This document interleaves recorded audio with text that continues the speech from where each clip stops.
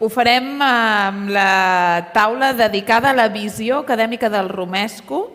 El moderador en serà Lluís García Petit, historiador i especialista en patrimoni alimentari. I l'acompanyen la Fabiola Juárez, nutricionista de la Fundació Alícia, especialista en recerca i promoció d'hàbits saludables. També el Xavier Medina, antropòleg i director de la Càtedra UNESCO d'Alimentació, Cultura i Desenvolupament. I, finalment, el Jordi Bages Carol, historiador, professor i autor d'estudis sobre la història de l'alimentació a Catalunya. Amb ells reflexionarem sobre el romesco com a objecte d'estudi i com a patrimoni cultural i acadèmic. Que vagi molt bé. Endavant, Lluís. Molt bé. Moltes gràcies, Aina. A mi em tocarà fer de moderador, però també intervindré cap al final, també per parlar una mica de la part d'arqueologia i de patrimoni. I l'encàrrec que tenim una mica és de mirar cap al futur. Cap al futur, sortint una mica del que és el món estricte de la cuina, sinó des d'altres disciplines de coneixement, altres àmbits de coneixement, perquè la cuina també és un àmbit de coneixement, en el fons. I aquesta mirada des d'àmbits científics, el que ens han demanat és que mirem, cadascú des de la seva disciplina, com pensa que es podrien enfocar la recerca per contribuir de la millor manera possible al coneixement i a la promoció del romesco. Són disciplines que poden contribuir-hi d'alguna manera, que hi tenen algun tipus de relació, i ara anirem veient. Sense més preàmbul, doncs ja passo la paraula a la Fabiola perquè iniciï aquesta taula rodona. Moltes gràcies, Lluís. Doncs bon dia a tothom. És un plaer poder participar d'aquesta taula rodona on hi ha tant coneixement i tant bagatge, i que m'hagin fet un petit espai. I el Lluís ens va fer aquesta petició una mica des de les nostres disciplines, en el meu cas, jo soc enginyera agroalimentària i nutricionista, de veure com des de les nostres disciplines afrontem una mica la recerca i focalitzant-nos en el món del romesco, en el context del romesco. I bé, aquí nosaltres, jo vinc de Fundació Alícia, som un centre de recerca en cuina i alimentació, i el fet és que som una mica diferents en aquest sentit perquè no fem recerca o no estudiem com fer anar més enllà les nostres disciplines, sinó que més aviat fem a l'inrevés. És a dir, estudiem com allò que ha avançat ho podem traduir en coses reals, en solucions que arribin a la societat, que hi tinguin un impacte. És a dir, creem coneixement, no ens agrada dir que creem coneixement aplicat, que fem recerca aplicada. Com us deia, nosaltres som un centre de recerca cuina i, per tant, aquesta recerca aplicada la fem mitjançant un equip multidisciplinar. Un equip multidisciplinar on hi ha cuiners, la meitat de l'equip són cuiners, però també s'envolten de tots aquests altres perfils de diferents àmbits, d'aquestes diferents disciplines entorn al món de l'alimentació. Nutrició, tecnologia d'aliments, biologia, antropologia, amb un objectiu molt clar, que és aconseguir que tothom mengi millor. Aconseguir que tothom mengi millor vol dir, a més, treballar amb diferents agents del sistema agroalimentari. Vol dir treballar amb els productors, vol dir treballar amb les persones, però també vol dir treballar amb restaurants, vol dir treballar amb hospitals, treballar amb cuines col·lectives, treballar amb diferents agents, amb diferents quis, però també treballar amb diferents quès. És a dir, nosaltres podem estar desenvolupant un receptari o podem estar desenvolupant una eina que ajudi a una persona a gestionar l'alimentació, podem estar dissenyant un prototip per un productor, ajudar-lo a fer un producte, un petit productor, ajudar-lo a muntar un petit obrador, llançar un producte i dissenyar un producte i posar-lo al mercat.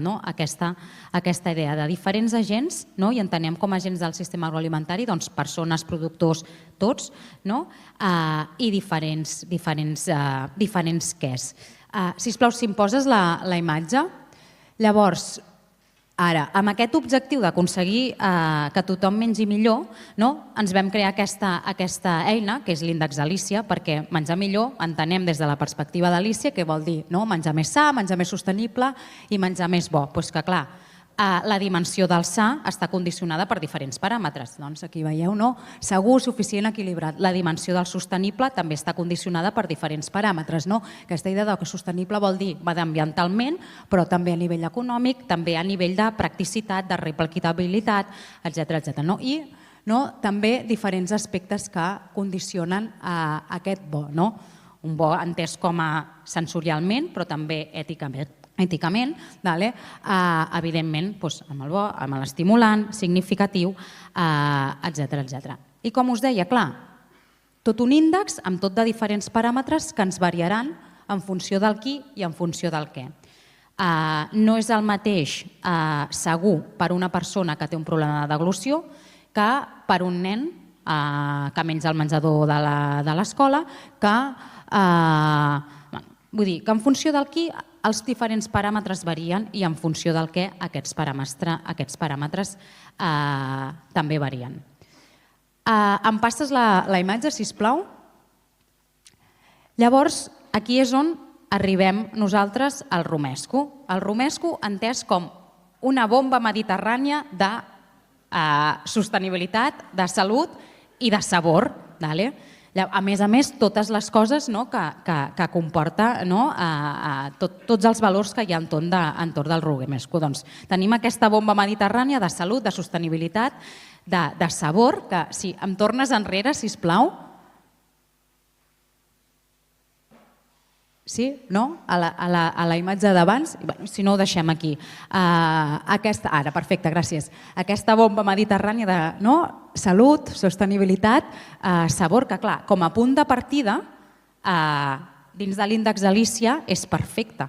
És perfecte. Vull dir, ens cobreix, ens cobreix els tres aspectes que nosaltres són els nostres eixos transversals per aconseguir amb els nostres projectes que tothom mengi millor. Però clar, què passa aquí? Que vèiem que el què i el qui condiciona diferents, condiciona tots aquests aspectes. Per tant, perquè s'entengui, el romesco, quan jo l'estic treballant i que a més Alícia tenim la responsabilitat de treballar-lo en aquest sentit. Quan jo l'estic treballant per un menjador escolar, simplement puc planificar uns menús i l'introduiré com una de les salses, perquè com que m'ho cobreix tot, ideal pels nanos, amb la freqüència que toqui, el que sigui, perfecte. Però clar, en funció, si canviem el qui, potser el romesco entès com a tal no és segur. Exemple, nosaltres treballem un projecte que és alimentació durant el tractament del càncer. En persones amb càncer de cap i coll, una de les coses que pot passar és que tinguis dificultats per deglutir, disfàgia. Doncs llavors nosaltres hem de treballar amb el nostre equip multidisciplinar per com poder continuar posant el romesco dins de l'alimentació d'aquesta persona, perquè clar, ostres, tothom, la societat és heterogènia i tothom, vull dir, ha de poder gaudir, en aquest cas del producte estrella del Congrés. Per tant, nosaltres amb el nostre equip multidisciplinar treballem per com podem acabar d'ajustar la textura d'aquest romesco perquè tal com està, de la manera, podem-li dir més tradicional o més d'origen de fer-lo, els petits gromollets poden suposar un problema de seguretat per aquesta persona. Jo hi haig de treballar uns aspectes de textura. El modificaré per fer que aquesta persona que té uns condicionants els pugui continuar gaudint d'aquest producte. O altres exemples. És a dir, nosaltres, Alícia, la nostra responsabilitat és tractar el romesco com a producte estrella, perquè a més ens agrada sempre dir que és realment un superaliment, perquè sempre ens estan dient amb els components bioactius, que si no sé què... No, això és un superaliment, un superproducte, una superrecepta, com li vulgueu dir. Doncs nosaltres, Alícia, tenim la responsabilitat, com que sabem que és aquest producte tan deu, de fer-lo eix transversal a tots els nostres altres projectes, tenir-lo en compte sempre. Vull dir, nosaltres perquè al final un dels nostres eixos és promoció també del patrimoni agroalimentari a través de la cuina, etc. Doncs això, responsabilitat, fer-lo arribar a tota la societat, però clar, tenim condicionants. Jo l'adapto en aquest sentit. A vegades fins i tot fem jocs de, ostres, clar, i aquí al principi, primera taula es parlava d'això, des de la perspectiva més purista amb el romesco, però clar, jo moltes vegades me'l carrego, és així. Vull dir, jo no considero que me l'estigui carregant perquè estic intentant la manera de posar-lo, fer-lo accessible a tothom. Però clar, Moltes vegades això vol dir que persones amb patologia renal, ostres, ingredients essencials com seria el tomàquet, pel seu contingut en potassi, hem d'ajustar la quantitat i amb els cuiners hem de jugar perquè, clar, li baixo el tomàquet, el sabor ja no és el sabor que nosaltres identifiquem com a romesco, com puc, amb estratègies culinàries, reformular-lo perquè la persona continuï identificant que allò és romesco. I una mica aquesta és la nostra idea, aquesta manera de girar-ho, perquè és la nostra responsabilitat, però que també tenim una responsabilitat de poder-lo fer arribar de diferents maneres a diferents quis i a diferents quès. Molt bé, perfecte. Moltes gràcies, Fabiola, per aquesta aportació. Doncs ara passaríem la paraula a en Xavier Medina, que ens parlarà des del punt de vista de l'antropologia. Bé, gràcies, Lluís. Molt bon dia a tothom. A mi m'ha tocat exposar una mica des del punt de vista de la nostra disciplina, el de l'antropologia de l'alimentació, i començant per aquí, què seria l'antropologia de l'alimentació? Finalment, l'antropologia es dedica aproximadament a l'estudi de la cultura, l'antropologia de l'alimentació enfocaria cap a la cultura alimentària, i des d'aquí allò que ens interessa és aquesta alimentació com a part de la cultura i de la transmissió cultural. Avui dia jo crec que ningú té dubte que l'alimentació, les nostres alimentacions són part de la cultura, però tot i així això és també una idea relativament recent que molt possiblement molt poques dècades enrere no tothom hagués tingut tan clar. Llavors sí que és un punt interessant a tenir-ho en compte com a punt de partida. Des del punt de vista de poder parlar del romesco, sigui allò que sigui el romesco, totes aquelles coses que poden ser el romesco, recepta, salsa, preparació, concepte. Des de la disciplina a la qual pertanyo, clar, ja partim de la base que és un concepte complicat, i ho és perquè pertany a aquell grup de receptes que tenen determinades característiques, entre les quals, entre les primeres, podríem considerar que és tradicional i que és popular. Que és tradicional amb tots els problemes de definir què és la tradició. Què és la tradició? Se n'ha parlat en la taula d'abans, dient que, clar, tenim segurament una idea, tothom té una idea al cap d'allò que és la tradició, però finalment, si analitzem què és la tradició, veiem que la tradició no està pas ancorada en el passat, sinó que és una cosa viva i que va evolucionant conforme nosaltres evolucionem. De la mateixa manera que no mengem ni cuinem fa com 50 anys, tampoc ho farem d'aquí 50, i aquesta tradició, a més, aquesta construcció de la tradició, perquè la tradició és una construcció social i cultural que ens serveix en un moment donat i que també ens ajuda a enfocar-nos cap al futur, finalment des d'aquí és des d'on es construeixen aquestes receptes, aquesta idea de la cuina que tenim. I en el cas del romesco veiem aquí que allò que interessa sobretot és que és una recepta tradicional on hi entra en joc la transmissió. Hi ha una transmissió generacional d'aquesta recepta que és potser una de les coses més interessants que ens pot tocar, perquè és una tradició que ha evolucionat amb el temps de cara a la mateixa recepta. I d'altra banda diem que és popular. Què vol dir que sigui popular? També és relatiu, però diguem que és una cosa que és important socialment per a un cert grup de persones i que la reivindiquen com a alguna cosa en aquest sentit. Clar, tots aquests elements ja li van donant substància a aquesta recepta i ens ajuden també a entendre quins són tots els problemes que tenim a l'hora de definir-la. Una altra part d'aquesta problemàtica és que és una recepta local. I aquí tornem al tema, què vol dir local? Local en relació a la localitat, a les localitats. Quines són les localitats allà on el romesco hi pertany o s'hi sent? aquí tenim ja aquesta vinculació amb el territori, amb aquelles localitats en plural que el reivindiquen com a propi, aquelles territoris més amplis, tirant cap a la comarca, si volem, o més amunt, fins i tot cap al país, perquè és una recepta tradicional catalana, amb la qual cosa anem enfocant aquestes identitats, fent-les més complexes o més simples, fins i tot ja hauríem d'estudiar realment què, conforme ens anem referint a aquesta vinculació amb el territori. Però aquesta vinculació amb el territori ens interessa perquè ens porta a un altre concepte important per a tots nosaltres, que és el de les identitats.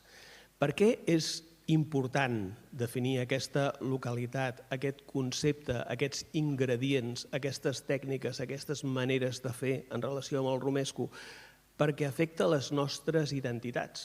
I aquestes identitats també es declinen en diferents maneres, identitats nacionals, però també identitats regionals, de país, fins i tot familiars.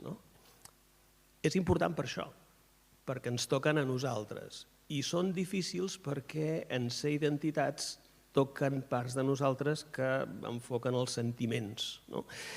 I a partir d'aquí, clar, quin és el millor romesco? Doncs, com en molts plats i moltes coses, el millor romesco és sempre el de casa, el de la mare, el de l'àvia, o vés a saber. A casa meva jo soc de família política tarragonina, però a casa el millor romesco és el de la sogra, i això no té discussió. Ara, si anem a veure quin és el romesco que ella fa, clar, veurem que ella no fa un romesco, fa romescos. Sobre una base va canviant, clar, si no és el mateix el romesco en fred que en calent, per aquest prat o per aquest altre, la previsió del que has de fer és diferent, el maridatge que aquest romesco ha de fer amb tota la resta d'ingredients i amb la temperatura és un altre, i per tant, ella, el seu cap el va variant. Per tant, a l'hora de saber quina era la recepta de romesco que havia fet servir, caram, això és un problema, perquè tot és romesco, però escolta, això no és igual. Llavors, clar, fins i tot a l'hora d'elaborar aquests romescos, a casa aquest romesco s'aplica a la situació i al plat. I des d'aquí arribem potser a l'altre concepte que ha sortit aquest matí també i que forma part de la tradició, forma part d'aquest enfocament que tenim des de la nostra disciplina, que no és pas enfocada al passat, sinó que és viscuda des del present, utilitzant el passat, evidentment, perquè el necessitem, però sobretot enfocada cap al futur. Aquesta evolució del plat, de la manera de fer-lo, de la cuina i de la tradició mateixa, cap al futur. I és des d'aquí des d'on podem considerar que aquestes receptes estan vives i, per tant, això implica que se transformaran en nosaltres. Com deia, del romesco de casa l'han heretat la meva parella i la seva germana, i són receptes familiars heretades que en principi continuen fent-ho igual, però cap de les dues persones ha heretat la mateixa recepta. És curiós, perquè els romescos que es fan també són diferents. Per tant, hi ha hagut una certa evolució que tot això, a més, va acompanyat del nostre entorn. Clar, la meva àvia feia servir una cuina econòmica, la meva mare feia servir cuina de gas, jo faig servir inducció i, a més, tinc la Thermomix. És tradicional tot això, canvia aquesta tradicionalitat depenent no només del plat, sinó de tot allò que està al voltant. Són tots aquests conceptes que formen part d'aquesta visió de la nostra cultura alimentària, que no és pas unívoca, que no està enfocada a un ingredient, a un plat, sinó a com construïm tot això al voltant. I finalment, per acabar, perquè jo crec que ja estic en el temps, oi, Lluís, destacar novament la dificultat de construir això pel fet que ens afecta com a societat i com a cultura, com a individus, com a famílies, i que forma part de les nostres identitats i dels nostres sentiments, i aquesta jo crec que és sobretot la seva importància. Bé, moltes gràcies per aquesta mirada sempre enriquidora des de l'antropologia. I ara passem una mica de l'antropologia a la història amb en Jordi Bages Querol. Endavant, Jordi. Doncs moltes gràcies en primer lloc a l'organització per convidar-me i estar aquí amb vosaltres. Començaré igual que ha fet el Xavi, una breu descripció del que és la disciplina, la història de l'alimentació. El que estudia és el fet alimentari del passat, però cal dir que no és una branca de la història, sinó és una mirada que es fa per entendre la globalitat. És una manera d'analitzar el que és la història també econòmica, història política, etc., a través de l'alimentació. I aquí pots veure tots els pals. Responent una mica a la comanda que deia el Lluís, estic content que estigui com a historiador en una taula sobre futur, perquè penso, és important conèixer el passat, és important conèixer d'on venim, sense caure potser en essencialismes i, penso jo, és la meva opinió, el passat no té per què determinar el futur, és una base sobre la qual construïm o podem construir coses. Llavors, des d'aquest punt de vista parlaré ara una mica sobre el tema del romesco. El tema del romesco, per aquí s'ha dit també al matí, el coneixement que hi ha són alguns articles des de la segona meitat del segle XIX, comença a sortir mencions al romesco, al plat com a romesco, i després s'incorpora, Ferran Agulló l'incorpora en el seu llibre de cuina catalana. Ara bé, i llavors la seva història fins avui dia. Jo diria que faltaria estudiar bé el que són alguns receptaris del segle XIX i segle XX en global i també en el cas particular del romesco per veure com es treballa. A vegades trobes romescos i a vegades trobes plats del mateix tipus d'ingredient, que pot ser una carn o un peix, com el bacallà, que no el treballen com a romesco, però incorporen ingredients del que seria el romesco, incorporen el pebrot, o incorporen alls, una cabeça d'alls o el que sigui. Llavors faltaria potser un estudi aquí per veure quin tipus de diferències, perquè una persona de l'època fa una diferenciació en aquell moment d'un tipus de plat i d'un altre, tot i que puguem intuir-ho. Jo diria també que el romesco, com s'ha dit, ho comentava en la ponència del matí, l'Eduard o l'Arnau, etc., és un plat jove o és un plat recent, però, jo diria que hi ha un però, si tenim en compte que les cuines europees, la cuina catalana també, són cuines d'incorporació de les novetats, altres cuines del món han estat més impermeables al canvi, però les nostres cuines han estat molt permeables al canvi. Doncs, en aquest sentit, sí que es podria fer una dissecció i intentar analitzar què podem trobar de més antic i què és el que es va incorporant. Llavors, per una banda hi ha el pebrot, que és un producte americà, però si traiem el pebrot, que ara podem fer alguna menció, el que veiem és que hi ha una picada. Estem parlant de picades i les picades són molt antigues en les cuines europees i en la nostra cuina. Si analitzem els ingredients, que per aquí s'han dit oli, alls, pa torrat o no torrat, això depèn de cada casa o de cada família, és una base de picada molt antiga, que es pot remuntar a l'edat mitjana, i si anem a filar molt prim, jo diria que per aquests ingredients serien més una base de picada de plats de peix, del que abans eren dies quaresmals, que es deia, però també, és a dir, aquí parlaríem del mètode d'elaboració, és el que potser ha estat més continuat durant el temps i que s'ha mantingut i que d'alguna manera s'han anat incorporant aquests productes nous. Productes nous com el pebrot. Què sabem del pebrot? El pebrot, el que sabem fins avui dia, és que arriba a la península en el segon viatge de Colom, 1493, i que pel fet de ser una planta solanàcia té una difícil incorporació en un primer moment, segle XVI. Per què? Perquè hi ha altres plantes solanàcies que es coneixien, que eren tòxiques, com la belladona o la mandràgora. Llavors el tomàquet i el que és el pebrot, en un primer moment sembla que es classifica en aquest punt. Al mateix segle XVI segurament s'incorporen al que és l'ús alimentari humà i no se sap del cert. Sí que hi ha alguna menció, per exemple, ara no recordo si és l'Hospital de Sevilla, que s'han mantingut els comptes corrents d'alguna època del segle XVI i tal, que hi ha el tomàquet i el pebrot, no sé si estava per allí, però té un camí paral·lel, en receptes de malalts, segurament. Llavors, en aquest sentit, té un esquema, entra dins d'aquest esquema que s'incorporen primer com a receptes medicinals, i apareixen en receptaris que podrien ser medicinals, i després, d'alguna manera, es van incorporant mica en mica en el que seria segurament la cuina popular. Clar, què ens passa?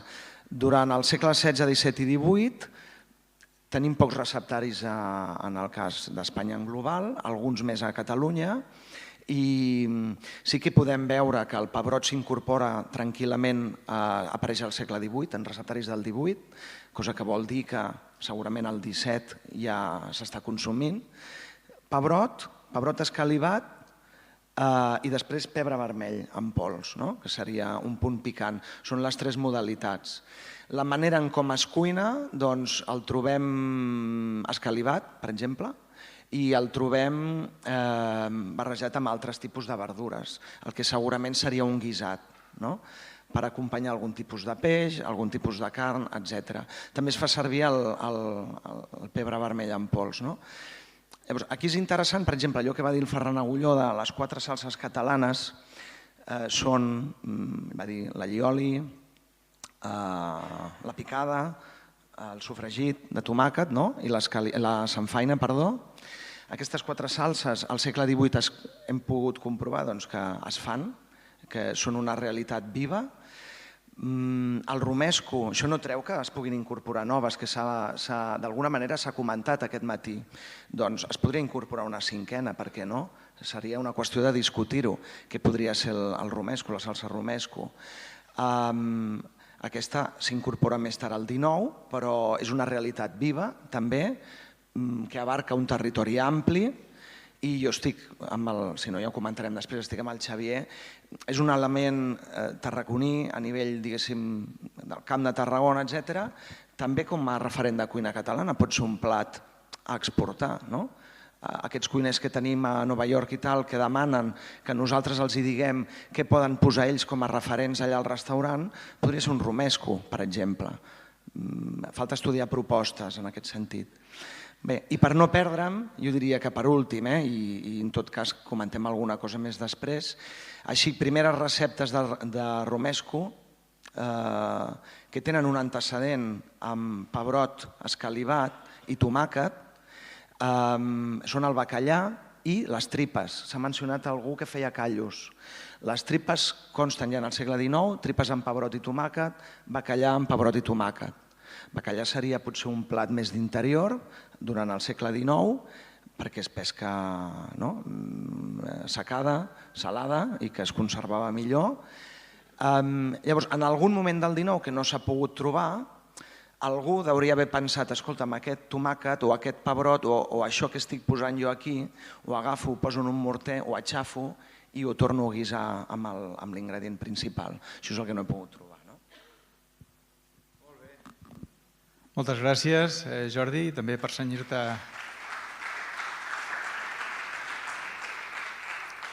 cenyir-vos tots també en el temps. Bé, jo atacaré una mica ara la part de l'arqueologia. Ara us preguntareu què hi pinta aquí l'arqueologia si acabem de dir que això ve des del segle XIX, no?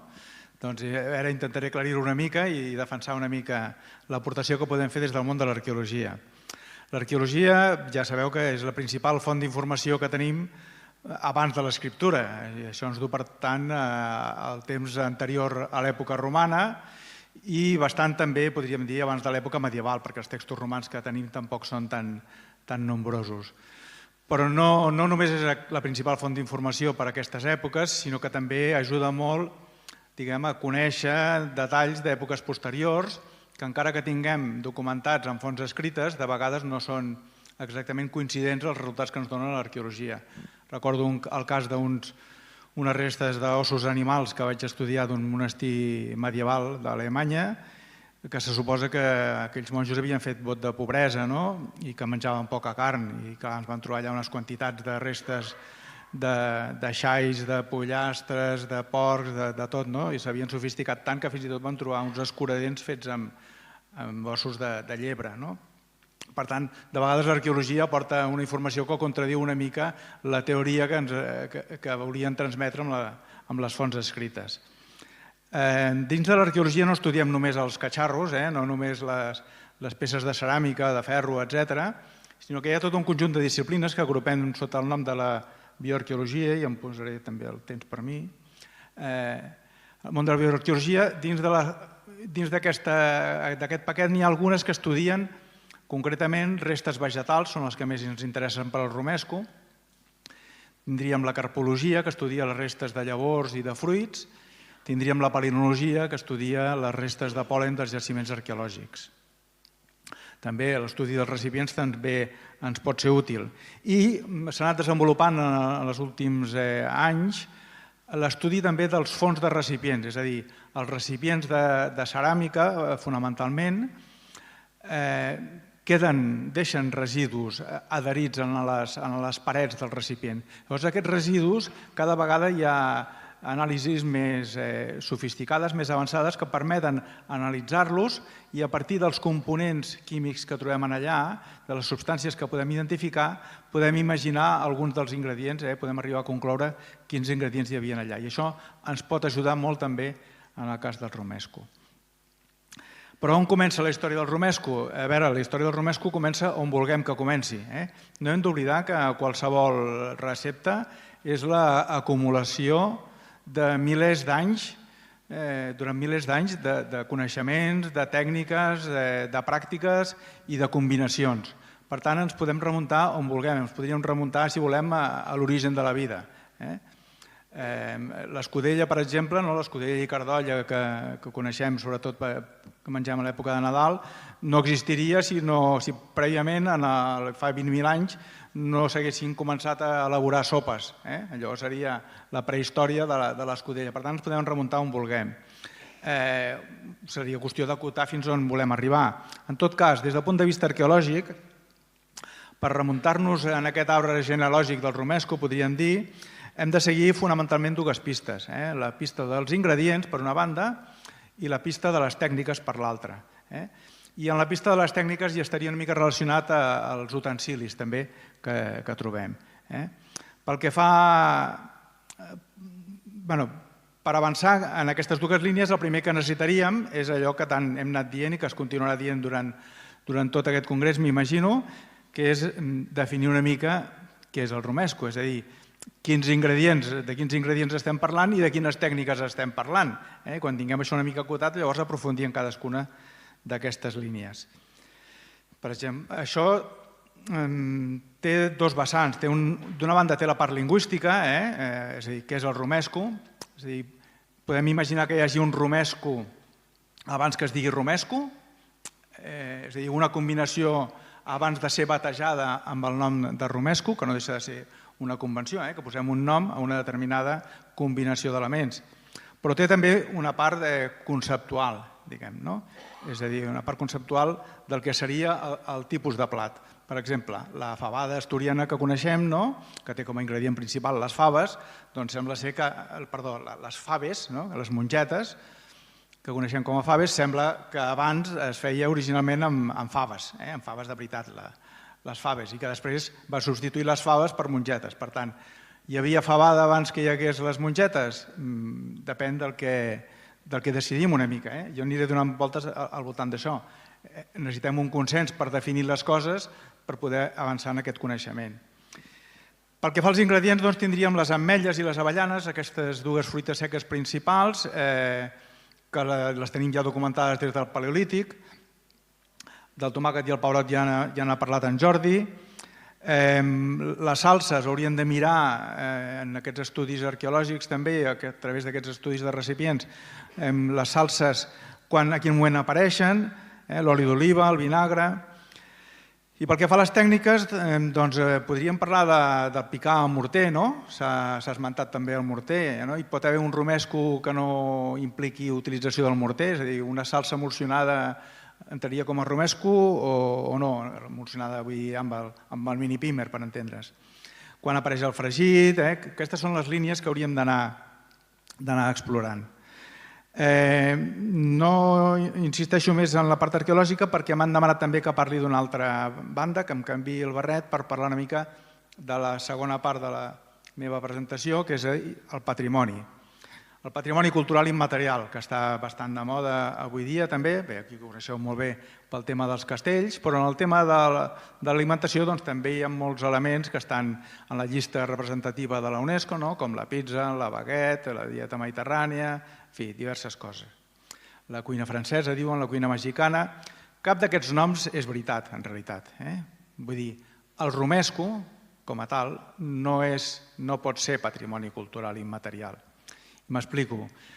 Sortosament, en el cas del patrimoni cultural immaterial, a diferència del romesco, sí que tenim una definició més o menys clara i consensuada, és a dir, tenim una acotació del significat del que vol dir. I patrimoni cultural immaterial són coneixements, tècniques, expressions, fonamentalment que s'hagin transmès de generació en generació i que hi hagi una comunitat que consideri que allò forma part del seu patrimoni cultural. És a dir, que li infongui un sentiment d'identitat i de continuïtat. Aquestes serien les bases del que podríem considerar com a patrimoni cultural immaterial. Per tant, el romesco en si no ho pot ser, però en tot cas ho podria ser l'elaboració del romesco, els coneixements associats a l'elaboració del romesco, fins i tot els coneixements o les pràctiques vinculades al consum del romesco, perquè el romesco també és un plat que té unes implicacions socials, unes implicacions identitàries, com s'ha apuntat també. Per tant, si ens fixem, per tornar als exemples que deia, a vegades es diu la cuina francesa és patrimoni immaterial. No, és la, com en diuen exactament, és la cuina una mica, la comensalitat és el que està inscrit en la llista del patrimoni immaterial. I en el cas de la pizza és l'art dels pizzaiuolo, l'art dels pizzers. Per tant, el romesco, l'elaboració del romesco, el coneixement del romesco podria ser patrimoni immaterial si aconseguim identificar aquesta comunitat que digui que efectivament forma part del seu patrimoni cultural, però tornem al que estàvem abans. És a dir, tornem a què és el romesco. Si volem que el romesco, l'elaboració del romesco, la pràctica lligada al romesco sigui patrimoni cultural immaterial, hem d'acotar-lo una mica. I això previsiblement costarà. Però llançant alguna idea cap al futur també, d'aquí al Congrés dubto que en surti una definició consensuada de què seria el romesco. Jo crec que això més aviat hauria de ser el fruit d'un treball bastant més llarg en què aconseguíssim consensuar quina és la comunitat que pot atorgar-se una mica la representació del romesco. Segurament entrarien restauradors, però també entrarien gent de casa seva, senzillament, gent del poble, i a partir d'aquí consensuar una mica, acotar què seria el romesco, d'una manera que ens permeti evitar disbarats com els que passen amb altres productes, com amb les paelles o amb les pizzas o amb altres exemples que podríem posar, i sense tallar-li les ales tampoc a una evolució. Per tant, buscar aquest difícil equilibri entre la tradició i l'evolució, que són els dos conceptes que van apareixent constantment. I em sembla que el temps se'ns està acabant. Però vaja, sí. 2 últims minuts, si voleu, per apuntar allò que creieu que ha quedat al tinter i passarem a l'altre espai. Si teniu alguna cosa per interpel·lar-vos entre el que hagueu aportat o alguna cosa que se us hagi oblidat i que us sembli important, aprofitem el moment.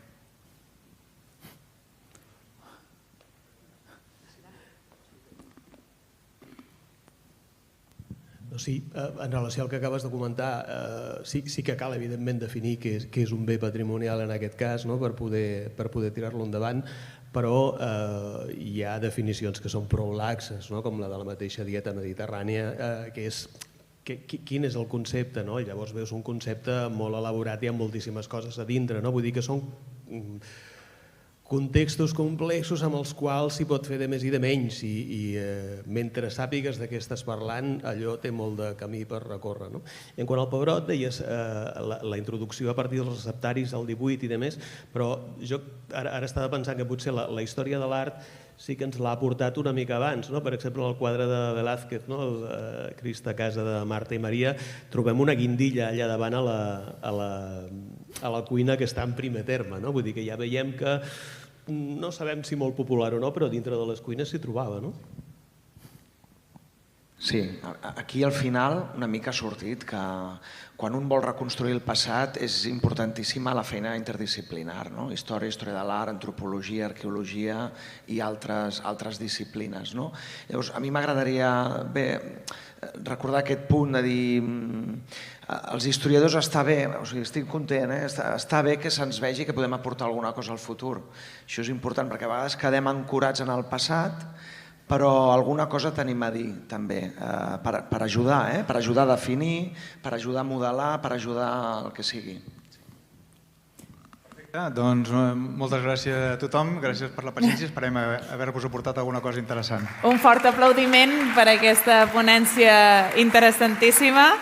Totes aquestes disciplines, hem vist la vessant multidisciplinar també, ens traslladem a l'altre espai i ja ens hi quedarem fins a l'hora del dinar i allà anem ara cap a la següent ponència.